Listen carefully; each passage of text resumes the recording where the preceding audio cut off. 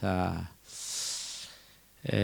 오늘부터 우리가 이 선지자들에 대해서 배울 텐데, 이 선지자들에 대해서 배우는 것은 굉장히 중요한 것 같아요. 왜냐하면 선지자들은 하나님의 말씀을 그대로 대언하는 사람들이기 때문에 직접적으로 하나님의 말씀을 증거하는 사람들이기 때문에 그래요.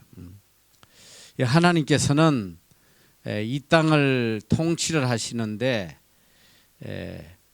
누구를 통해서 통치하시냐면 이 세 부류의 사람을 통해서 통치하셔. 첫째는 왕을 통해서, 하나님께서 왕을 통해서 나라를 다스리시고, 또 하나는 제사장들 통해서 제사장들에게 직접 또 하나님이 말씀하시고, 또 셋째는 바로 이렇게 선지자들을 통해서 하나님의 뜻을 이루어가세요. 그런데 이 왕과 제사장은 세습이 가능해. 왕은 이제 아들들이 또 왕의 자리를 이어받고 또 하고, 제사장은 또 계속 레위지파들이 대를 이어서 이 제사장 직분을 감당해요. 근데 이 선지자는 세습이라는 게 없어.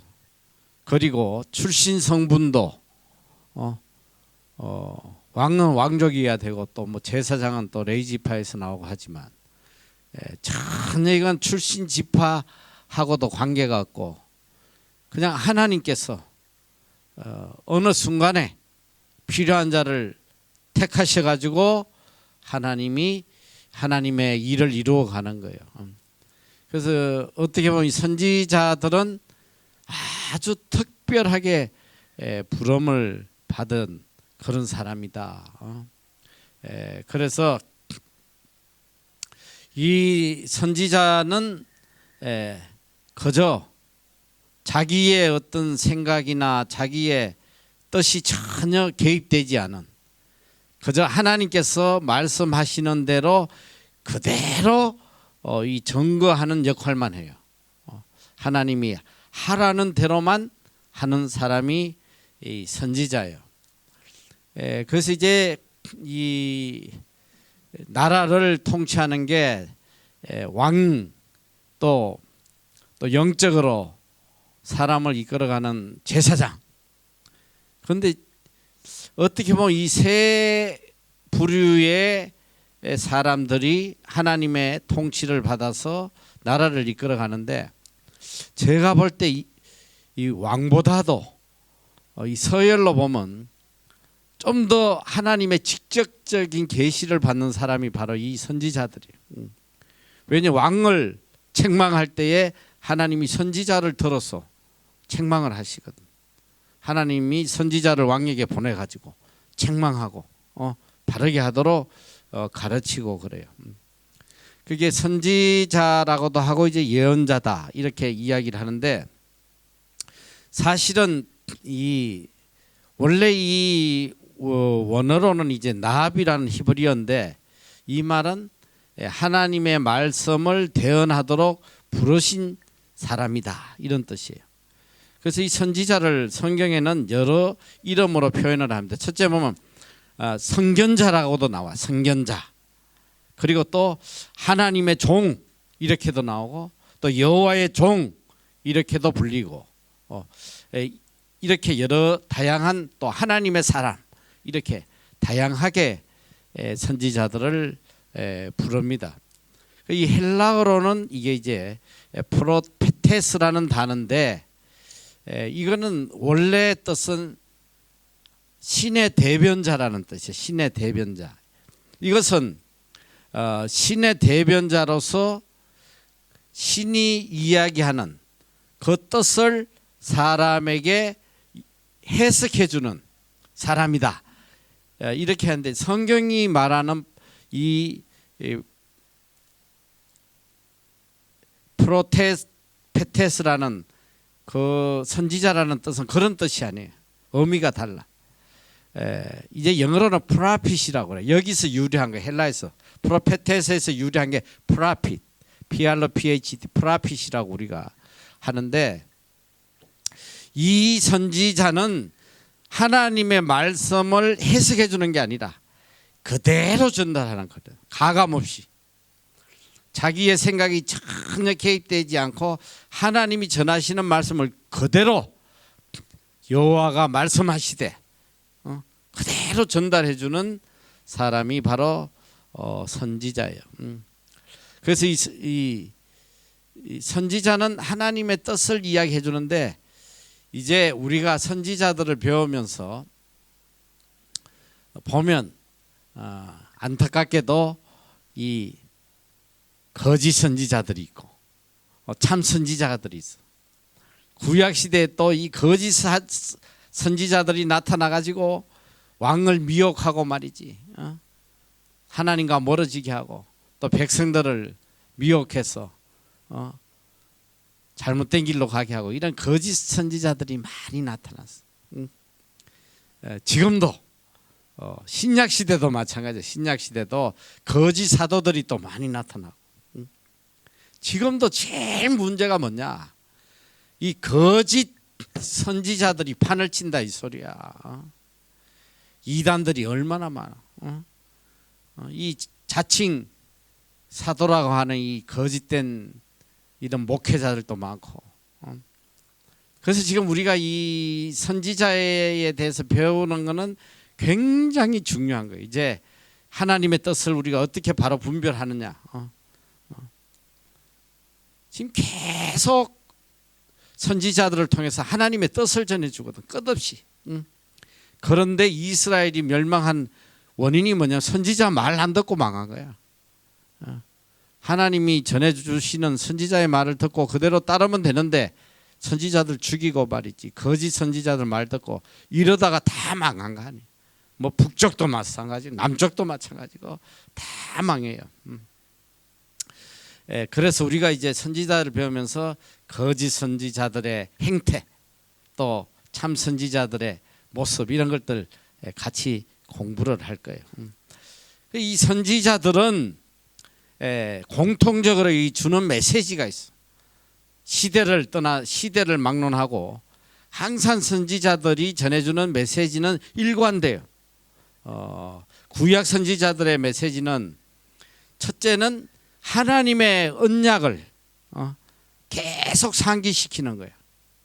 이미 우리도 하나님과 언약을 맺었잖아. 아브라함을 통해서, 또 다윗을 통해서. 우리는 다 언약 백성이란 말이에요. 이미 약속을.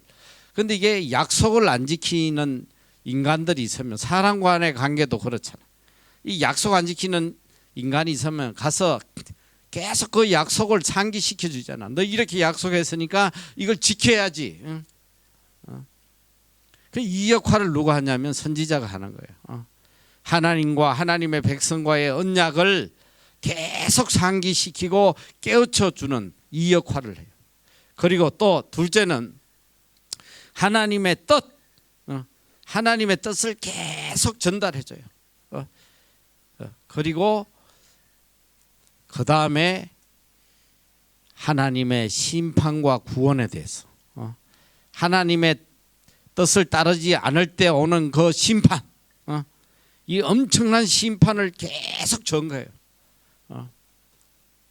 그리고 하나님께 돌아왔을 때 받을 구원, 구원의 메시지, 이걸 계속 전가해줘요. 그러니까 이 선지자라는 것은 어떻게든 하나님의 백성이 하나님 안에 거하도록, 하나님 뜻 안에 거하도록 이끌어가는 역할을 하고 있단 말이에요. 그런데 사실 이게 오늘 목회자들이 하는 역할이지. 어떻게든. 그리고 이제 선지자들이, 특히 이 구약 시대의 선지자들이 전한 가장 중요한 메시지가 뭐냐면 장차 오실 메시아에 대해서 예언하는 거예요. 장차 오실 메시아 예수 그리스도. 참 신기하잖아. 심지어는 뭐 수천 년, 또 수백 년 예수님이 오시기 수천 년 수백 년 전에 이미 선지자들이 앞으로 올 예수 그리스도에 대해서 계속 예언을 하고 있다는. 이게 구약 시대 예언서에 다 들어 있는 거예요. 이게 너무 놀라운 거예요, 지금.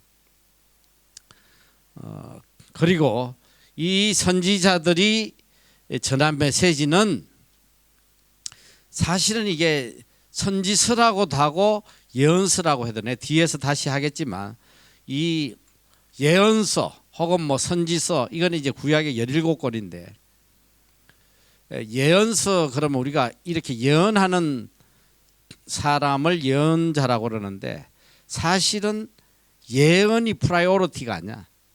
구약에 나오는 선지자들의 주 임무는 예언보다도 현재의 백성들이 하나님의 뜻대로 살아가도록 이끌어가는 현재를 향하여 주시는 메시지가 대부분이에요. 예언은 그 다음 단계란 말이죠. 그러니까 이 선지자들의 역할이 현재 하나님을 떠나 있는 이 백성들이 어떻게든 하나님께 돌아오도록 계속 주는 메시지. 그러니까 현재 바로 그 사람들에게 합당한 메시지를 주는 사람이 선지자다. 예언은 미래적이잖아. 그러니까 이게 우선순위는 바로 현재의 잘못된 걸 회개하고 하나님께 돌아오게 하는 그 역할을 한 것이 선지자들이다. 선지자의 또 메시지다. 그리고 이제 이 선지자들 메시지 중에 이제 궁극적인 모든 메시지가 어디를 향해서 갔냐면 결론적인 메시지는 오실 메시아에 초점이 맞춰져 있어요. 모든 메시지가 선포한 메시지가 장차 오실 메시아와 그의 나라 이 천국에 다 집중이 돼 있다는 거예요. 그래서 이게 참 놀라운 거야. 구약의 선지자들이 계속 오실 메시아를 선포하고 있다는 거. 내가 이 선지자들에 대해서 준비를 좀 하다 보니까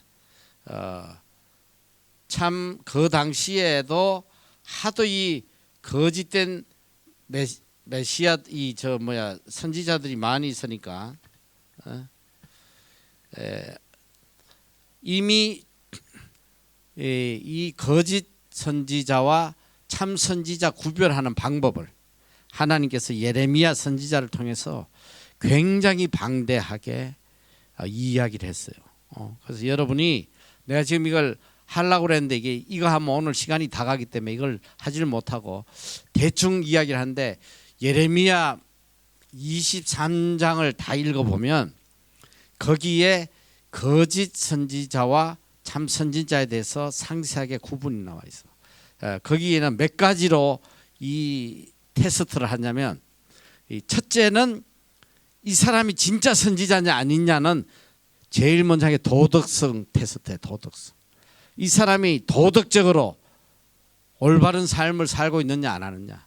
왜 그러냐면 그 당시에 이 거짓 선지자들의 행태가 뭐냐면 사람들을 착취하고 속이고 또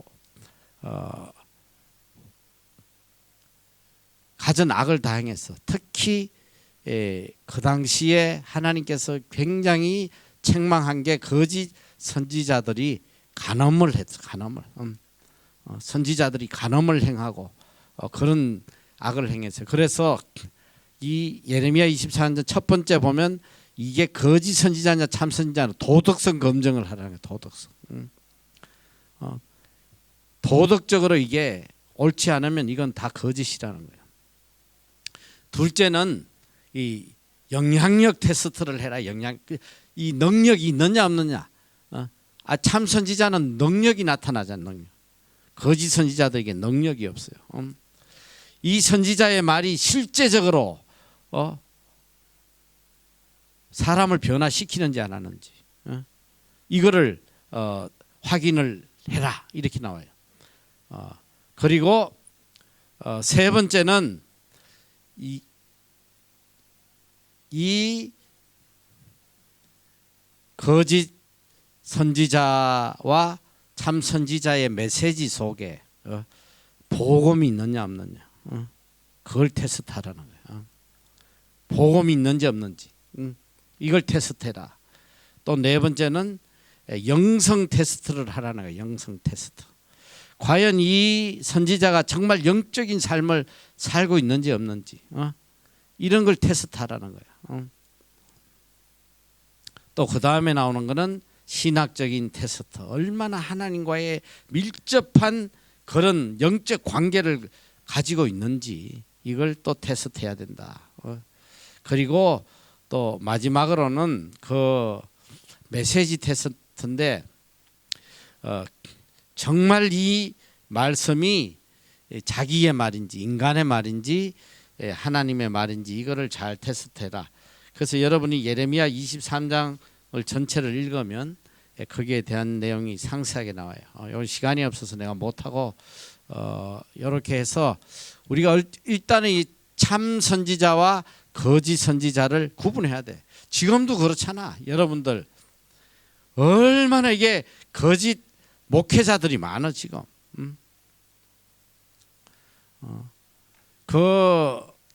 그리고 또 이 거짓 선지자와 참 선지자의 차이점이 뭐냐면 이 거짓 선지자들은 항상 복과 평강을 빌어줘. 항상 복을 빌어주고 평강을 빌어줘. 잘 된다고 그러고 성공한다고 그러고 듣기 좋은 소리만 하는 거야. 그런데 참 선지자는 심판과 구원에 대한 메시지를 전달해요. 심판과 구원에 대한 죄에 대한 심판, 그리고 하나님의 구원의 메시지. 그러니까 우리 MEC 애들이 이제 한국 갈 때 되면 종종 저한테 질문하는 게 그거예요. 자기가 다닌 교회가 지금 가만 보니까 이건 거짓된 교회 같다. 한국 가서 제가 어떤 교회를 가면 될까요? 묻는데 내가 어떻게 알아 그걸? 내가 한국 교회 다닌 것도 아닌데. 이 말씀으로 판단하는 길밖에 없어.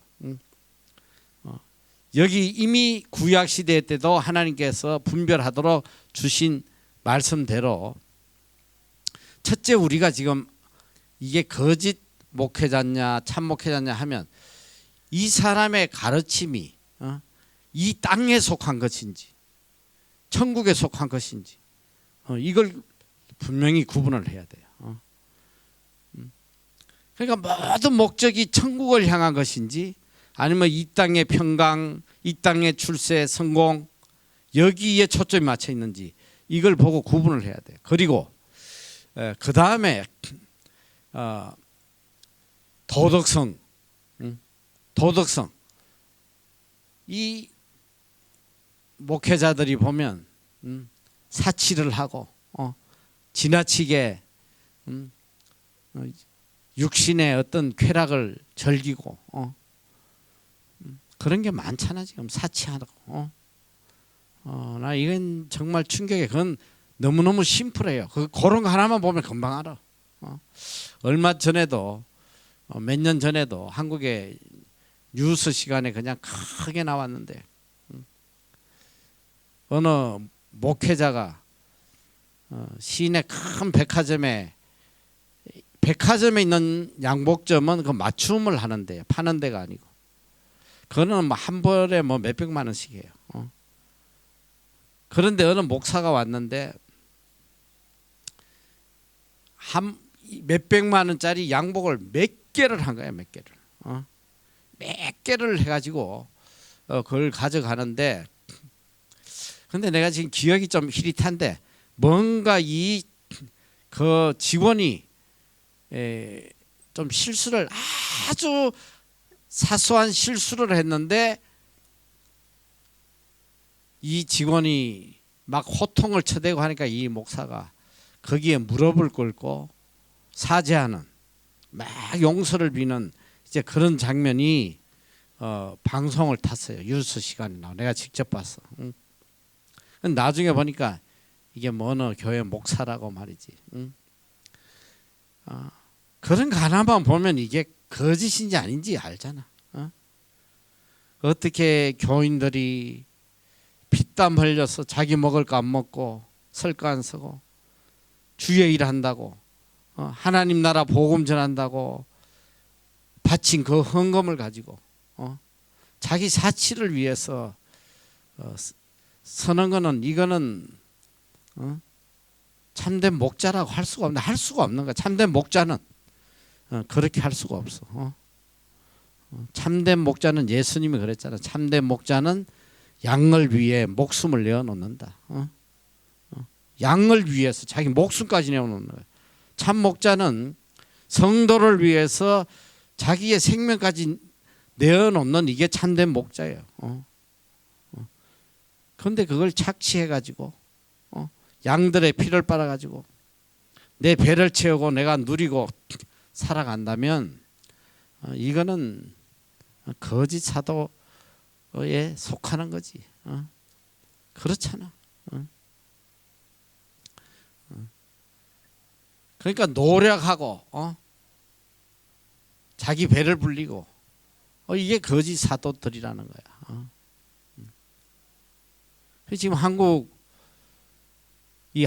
뭐 총회장 하나 뽑고 하면 막 최소 뭐 30억이 왔다 갔다 하고 말이지. 그게 다 교회 돈이니까 교회. 참 이런 것들이 이해할 수가 없어요. 그런데 나는 너무 답답한 게 뭐냐면 아니 교인들이 어떻게 그런 심플한 거를 구분을 못하냐 이 소리야. 이게 참인지 거짓인지 그 왜 구분을 못하냐 이 소리야 나는. 이게 미혹의 영이 들어가면 이게 뭐가 뭔지 모르는 거야 이게 전혀. 지금 대표적인 거 봐요. 지금 뭐 이재록이니 뭐 누구야 그지? 뭐 방송에 그렇게 나오고 뭐 그런 도덕적으로 악을 행하고 뭐 해도 그 교회 교인들 흔들리지도 않아 지금. 만민중앙교회는 흔들리지도 않아 그냥. 그래서 우리가 이게 단순히 구약의 어떤 선지자들을 배우는 게 아니라 오늘 우리 신앙생활에 있어서 반드시 우리가 알아야 되고 우리가 깨달아야지만 이 이스라엘 민족이 멸망한 그런 전철을 걷지 않는다 이 소리야. 그래서 이 선지서가 굉장히 중요해요. 그 영적 암흑기에 또 왕이 잘못된 통치를 하고 있을 때에 하나님이 선지자들을 통해서 전해주는 그 메시지를 우리가 지금 왕들 공부했는데 뭐냐 결국은 선지자들의 말 안 듣고 다 망한 거 아니야 비참하게. 오늘 우리도 이걸 우리 삶에 그대로 적용을 해야 돼요. 그래서 이 선지자들은 하나님께서 그러니까 선지자들이 출연한다는 건 뭐냐면 에멀전시야. 비상시국이란 말이야. 선지자는 평탄할 때는 하나님 보내시지 않아. 완전히 벼랑 끝에 멸망 직전에 멸망하지 않고 구원하시기 위해서 선지자를 보내는 거야. 그러니까 선지자가 출연했다 그러면 이게 때가 이제 임박했구나. 이걸 깨달으면 돼요. 평상시에 뭐 제사장들하고 왕을 통해서 다 웬만한 건 하나님께서 통치하신데 이 제사장도 썩어 문드러졌고 왕도 이 개판이고 그 비상시국에 하나님께서 어떻게 보면 특사를 보낸 거예요. 특사를. 선지자를 통해서 비상시국에. 그러니까 선지자가 오고 나면 대체로 망해요. 선지자가 나타나면 대체로 멸망이야. 멸망. 지금까지 역사를 보면 선지자가 가지고 회개하고 돌아와서 구원받은 민족은 내가 볼 때 성경에 없어. 선지자를 보냈음에도 불구하고 끝까지 악을 행하다가 다 망해버려. 그러니까 하나님의 심판이 임박했다. 이걸 깨달으면 되는 거예요.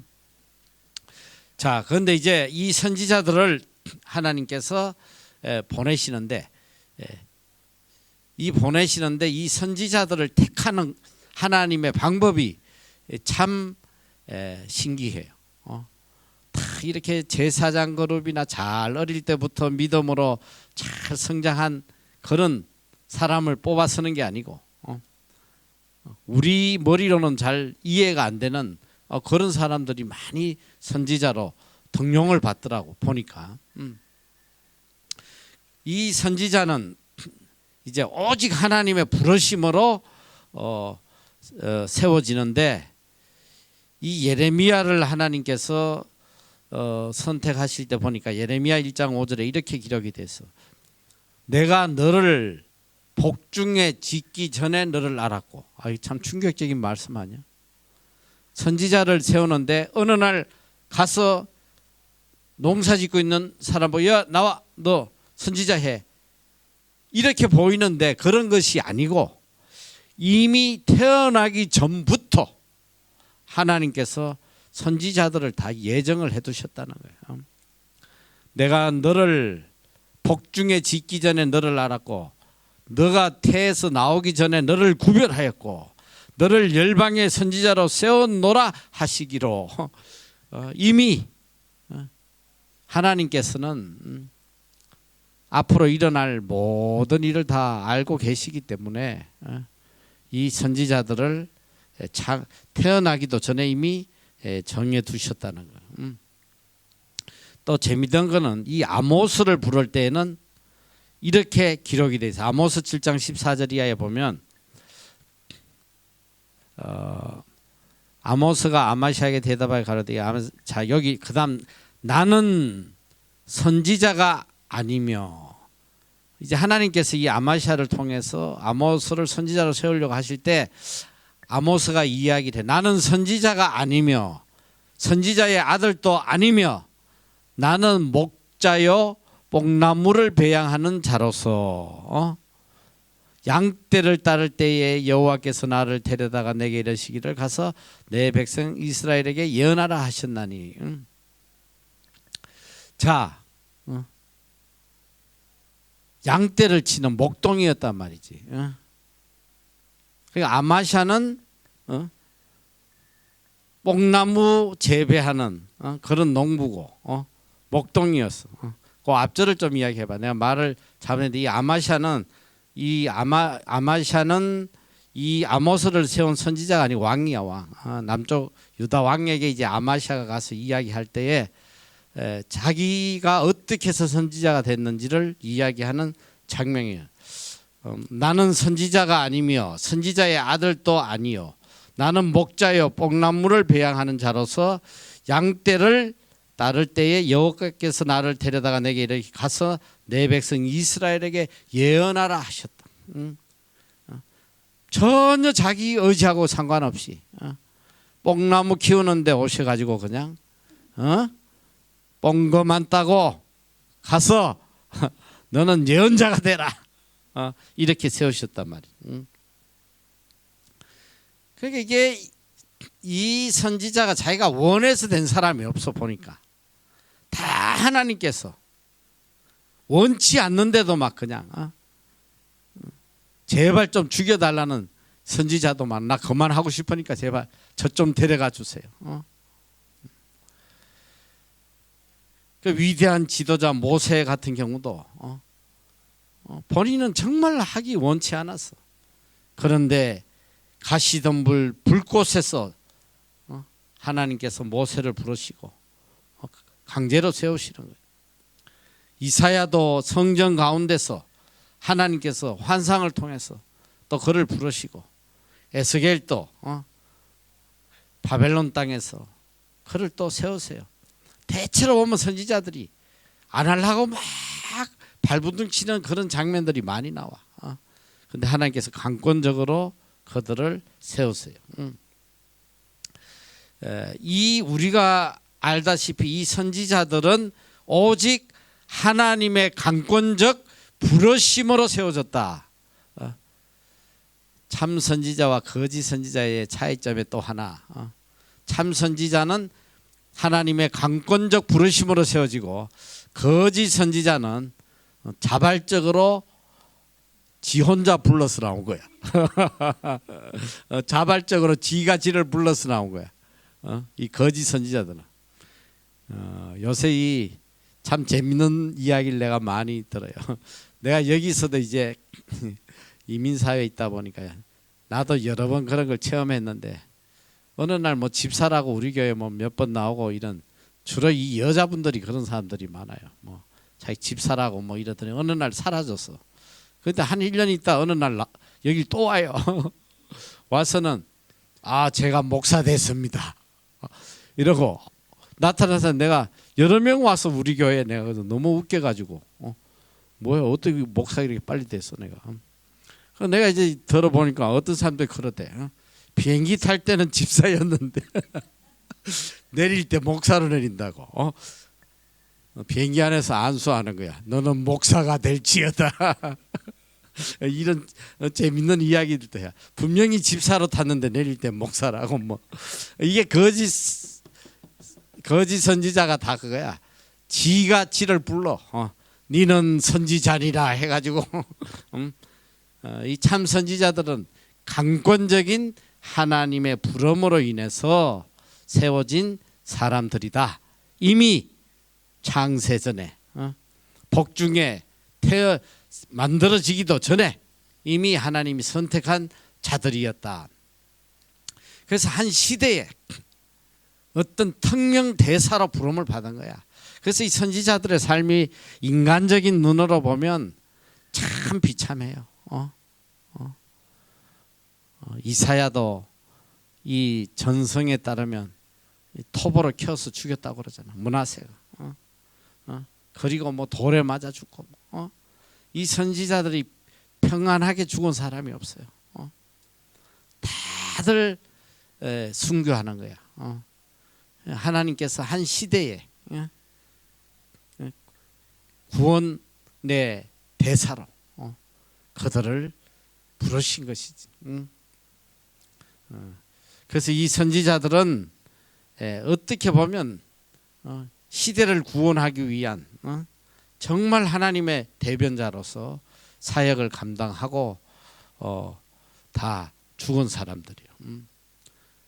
그러니까 그런 분들이 전하는 이 메시지, 이거는 뭐 절대적 진리고 절대적 하나님의 말씀이니까 우리가 선지자들의 말을 잘 새겨 들어야 돼. 공부를 하면서.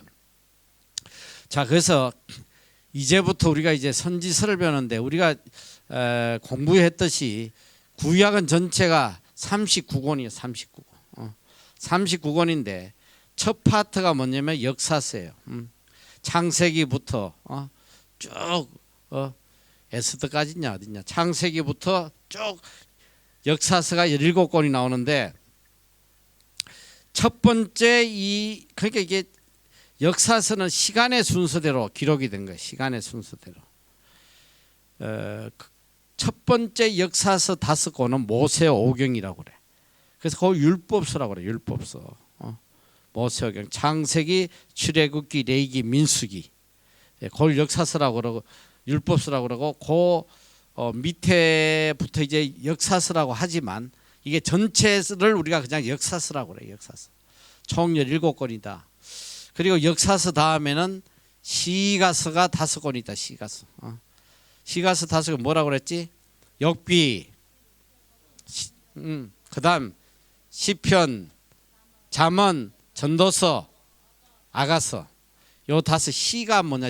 시와 노래다. 이거 시와 노래.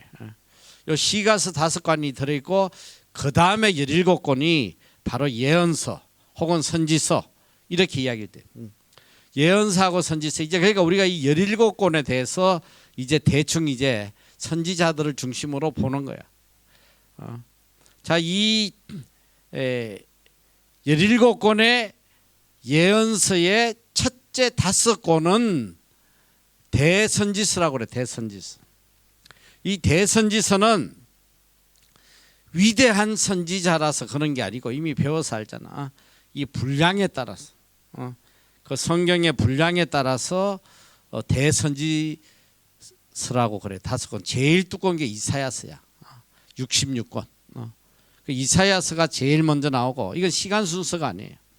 이사야가 나오고 그 다음에 예레미야가 나와. 그 다음에 예레미야 애가가 나와. 그리고 그 다음에 나오는 것이 바로 에스겔이 나와요. 그 다음이 다니엘이야.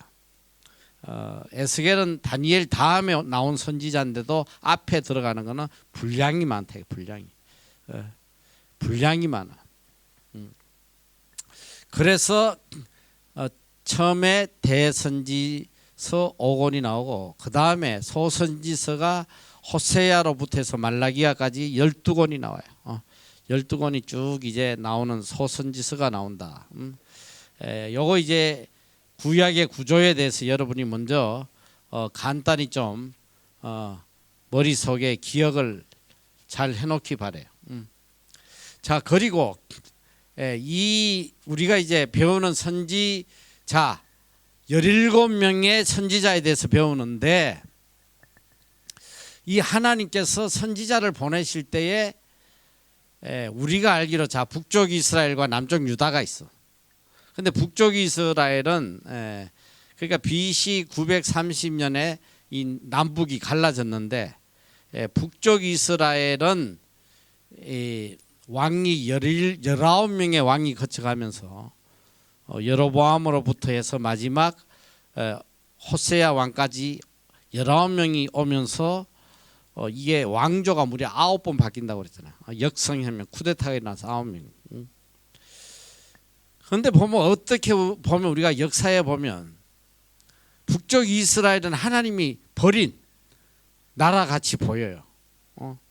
굉장히 하나님 진노하시잖아. 여로보암 때부터 이게 하나님을 배반하고 베델과 단에 거짓 성전을 만들고 산당을 만들고 거기다가 거짓 제사장들을 세우고 거짓 유사절기를 만들고 하나님 볼 때 악한 짓은 다 했단 말이지. 그래서 하나님 앞에 이렇게 완전히 버려진 나라 같은데 하나님은 절대로 마지막 멸망할 때까지 버리시지 않았어. 남쪽 유다와 마찬가지로 동일하게 하나님의 선택된 백성으로 하나님이 끝까지 관여하세요. 끝까지 참견하시는 거야. 그래서 북쪽 이스라엘에도 하나님께서 계속 선지자들을 보내셔. 어떻게 보면 이 남쪽 유다보다 먼저 북쪽 이스라엘에 하나님께서 선지자들 집중 투입하시는 거예요. 이 선지자들 중에 선지자들이 이게 글로 기록을 남긴 문서 선지자들이 있지만 글로 기록을 안 남긴 위대한 선지자들도 많아. 여럿이 있어. 그 대표적인 게 누구냐면 엘리야와 엘리사야. 이 엘리야와 엘리사는 어느 나라 선지자냐면 북쪽 선지자야. 북쪽. 하나님께서 앞 시대에 이 엘리야 엘리사를 보내서 어떻게든 북쪽 나라도 하나님께 돌아오게 하려고 하나님이 어마어마하게 애를 쓰셨어. 자, 그리고 엘리야와 엘리사가 다 간 다음에도 하나님께서는 계속 꾸준하게 선지자들을 보내는데 이제 선지서 17권 속에 북쪽에서 활동했던 선지자가 3명이 나와요. 그 선지서가 17권에 포함되어 있단 말이야. 그게 첫 번째가 뭐냐면 호세아서야. 호세아. 이 호세아서는 북쪽 이스라엘에게 주신 메시지야. 자, 북쪽 이스라엘에 보내졌던 선지자는 호세아. 그리고 우리가 너무 잘 아는 이 정의와 공의, 공의와 정의를 강조한 아모스 선지자. 이 아모스 선지자도 북쪽 이스라엘에 보내진 사람. 그리고 셋째로 요나. 이 고레배 속에 들어갔던 요나도 북쪽 이스라엘 선지자예요. 이 17권 중에 이 3권은 북쪽 선지자들에 대한 기록이고 나머지 13개는 남쪽 유다에게 보내진 선지자들의 기록이다. 자, 북쪽 이스라엘에 보내진 선지자 3명 시작. 자, 호세아, 아모스, 요나. 요 정도는 알고 있어야지. 호세아, 아모스, 요나. 요 셋은 하나님께서 북쪽 이스라엘에게 보내신 선지자이시다. 이렇게 알면 돼요. 자, 그리고 나머지 뭐 13명은 다 남쪽 선지자들인데, 그런데 이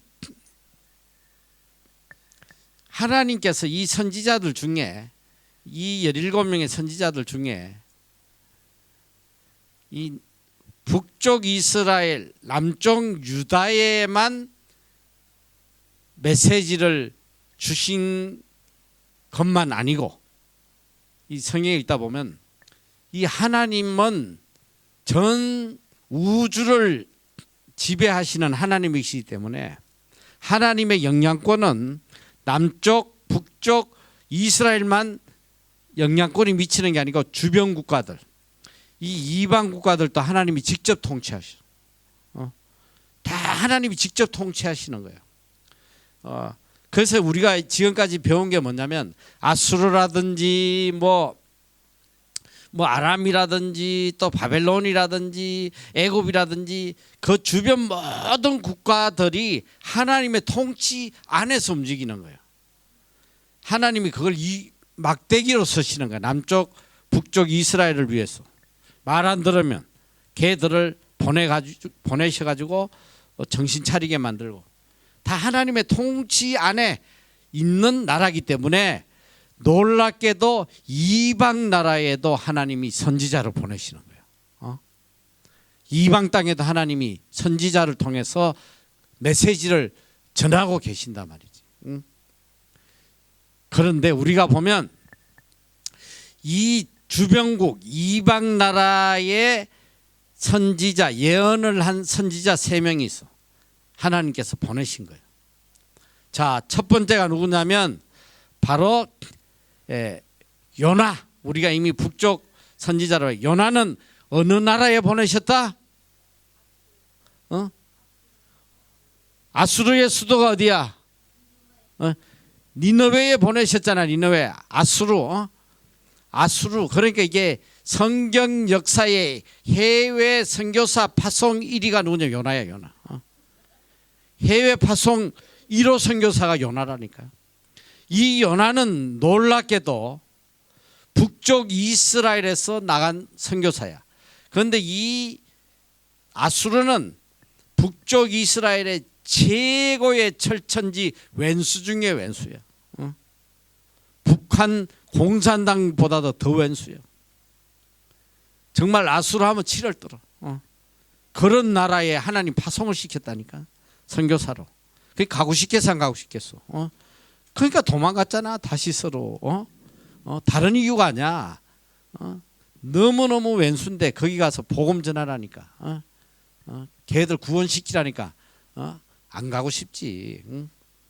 그래서 이제 이방 나라로 선교사로 보낸 첫 번째가 바로 요나란 말이야. 요나고, 두 번째, 이 또 남쪽 선지자 중에 2명을 또 이방 땅에 선지자로 보내신 거야. 그 남쪽의 첫 번째가 누구냐? 바로 오바다야, 오바다.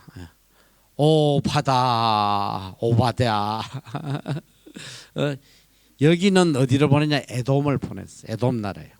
그런데 이 에돔은 이 이방 나라 중에서는 아주 특별한, 가장 이 남쪽 유다와 뭐 북쪽 이스라엘도 마찬가지지만 가장 그래도 선택된 이스라엘과 가장 가까우면서도 비스무리한 그런 족속이야. 왜 그러냐면 이 에돔 족속이 누구냐면 바로 에서가 누구야? 야곱의 형이잖아. 이삭의 아버지 아들, 큰 아들이 에서고 둘째가 야곱이잖아. 그러니까 이게 같은 종족이야. 같은 씨앗이란 말이야.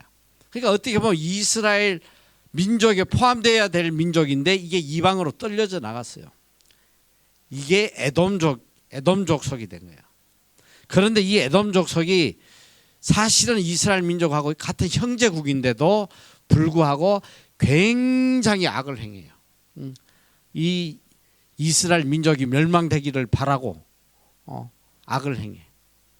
그래서 하나님께서 이 에돔 민족에게도 선지자를 보내가지고 메시지를 주세요. 그러니까 적어도 이 하나님께서 이 민족들은 하나님의 그 통치 바운더리 안에서 어떻게 다 구원을 하시려고 하시는 거예요. 그 세 번째는 바로 나움이야. 나움. 이 나움은 다시 아수르를 또 보내요. 아수르의 선교사로. 그러니까 하나님께서 이 아수르에 대한 특별한 어떤 그 열망을 갖고 계신 것 같아요. 2명의 선교사를 그곳에 보냈다는. 이방 땅에 보낸 첫 번째 선교사 누구? 요나. 어느 나라에서 갔다? 북쪽 이스라엘. 자, 남쪽 유다에서 2명이 갔는데 첫째 누구? 오럈다. 어느 나라? 에돔에게. 또 하나는 나훔. 어느 나라? 아수르. 이렇게 3명은 이방을 향해서 메시지를 전했던 선지자들이다. 이렇게 알고 있습니다. 그리고 우리가 지금 또 알아야 되는 게 결국은 뭐냐? 북쪽 이스라엘은 BC 721년, 뭐 어떤 데는 722년으로도 표현했는데 BC 721년에 아수르에 의해서 흔적도 없이 다 없어져 버렸어. 그러니까 이제 북쪽 이스라엘은 더 이상 신경 쓸 거 없어. 근데 이 남쪽 유다가 문제야. 남쪽 유다는 하나님께서 다윗과의 약속으로 인해서 다 멸망시키지 않고 포로로 잡혀가게 하신단 말이에요.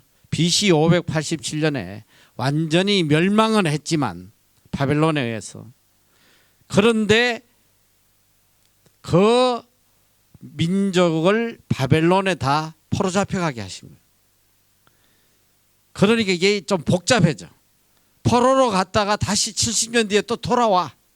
돌아오는데 이때까지 계속 선지자들이 역할을 한단 말이야. 돌아와서 마지막 예수님이 오시기 전까지 선지자들은 계속 역사를 하니까 이 남쪽 유다의 선지자는 세 부류가 있어. 첫째는 뭐냐면 포로 잡혀가기 직전에 에멀전시한 타임에 하나님이 멸망 안 받고 구원받게 계속 선지자를 보내 돌아오게. 그런데 끝까지 하나님께 대항하다가 그 다음에 어디 가냐? 포로로 잡혀가. 바벨론에. 포로로 잡혀갔는데도 하나님이 또 선지자를 거기까지 보내신다 이 소리야.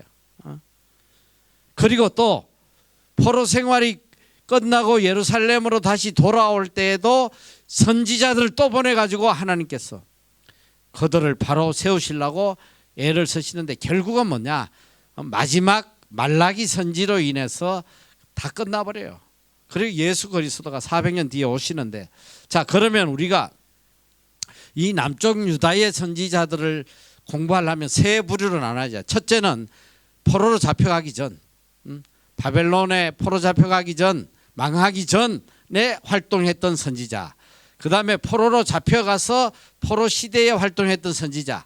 그 다음에 예루살렘으로 다시 돌아와서 예루살렘 회복하는 과정의 역할을 했던 선지자. 이 세 단계로 나눠야 돼.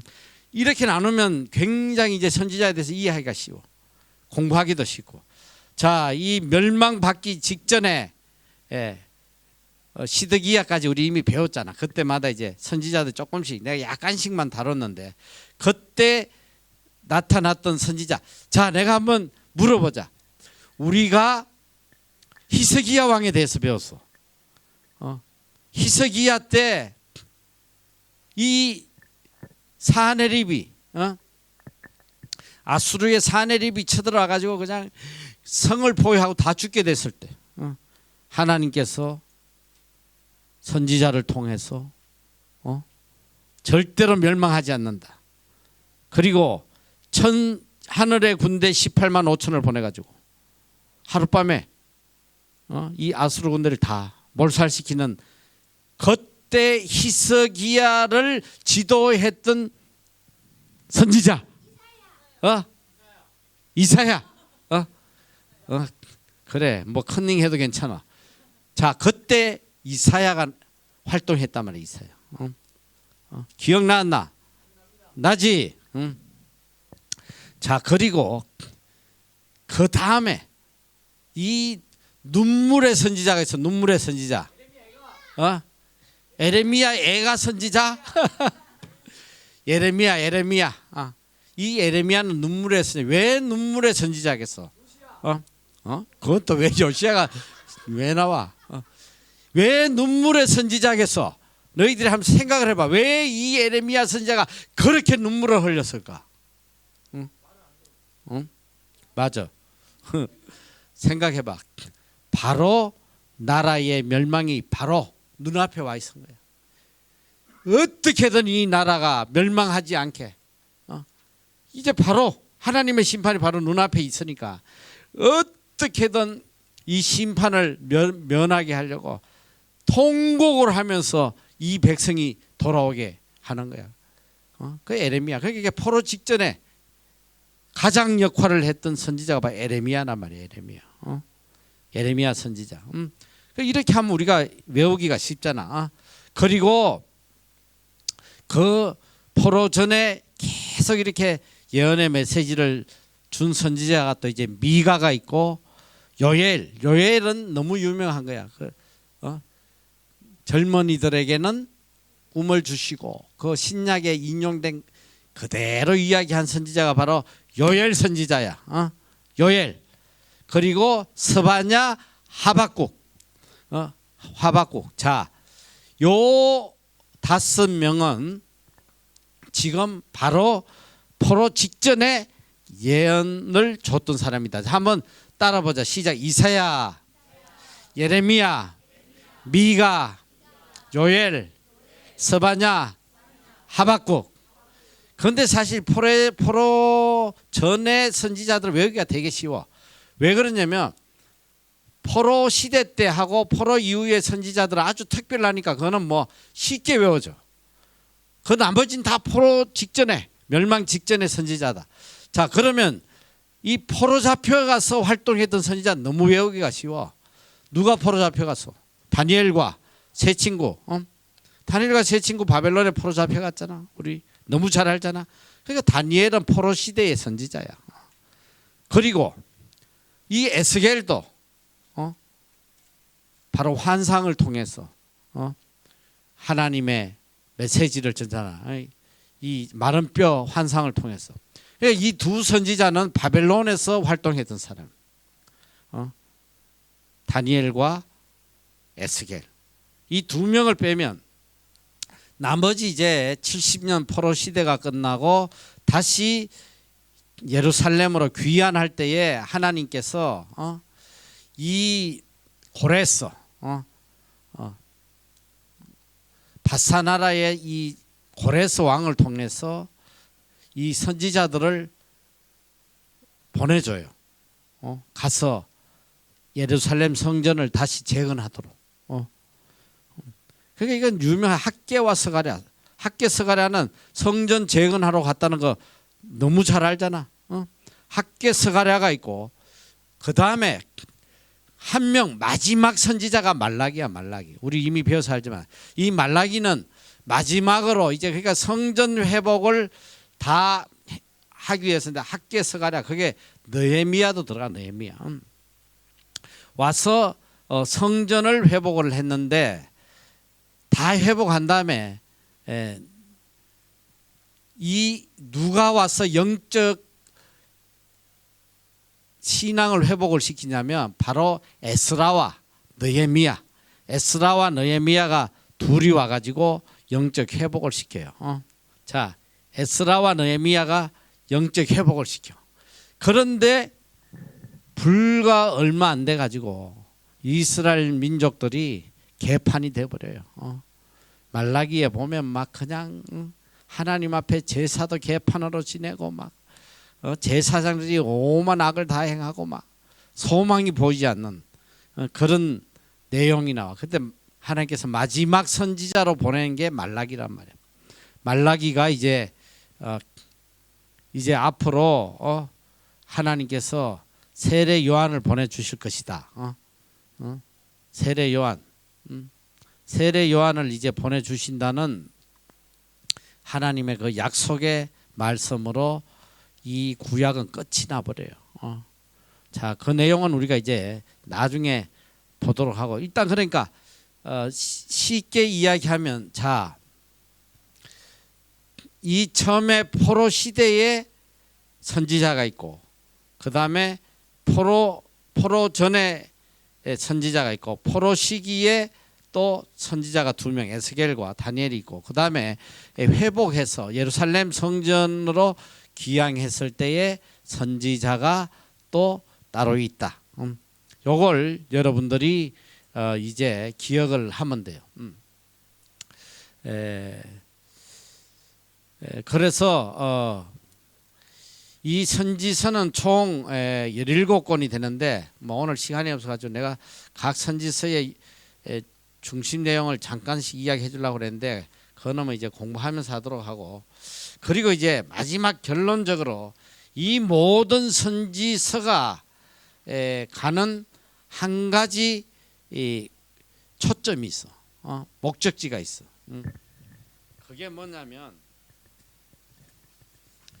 물론 이제 하나님께서 이 선지자를 통해서 하신 게 뭐냐면 바로 이 시대에 현 상황에서 빨리 하나님께 회개하고 돌아오도록 심판을 면하도록 선지자를 보냈는데 하나님께서는 그렇게 선지자를 보내셨지만 이 소망 없는 구원받지 못할 이들의 모습을 아시기 때문에 이 선지자들에게 마지막 소망의 메시지를 같이 주신 거예요. 그 마지막 소망의 메시지가 뭐냐면 바로 오실 메시아 그리스도의 임재에 대해서 이미 구약시대 때부터 알려주고 있어요. 이게 나는 너무 놀라운 것 같아. 구약시대에 이미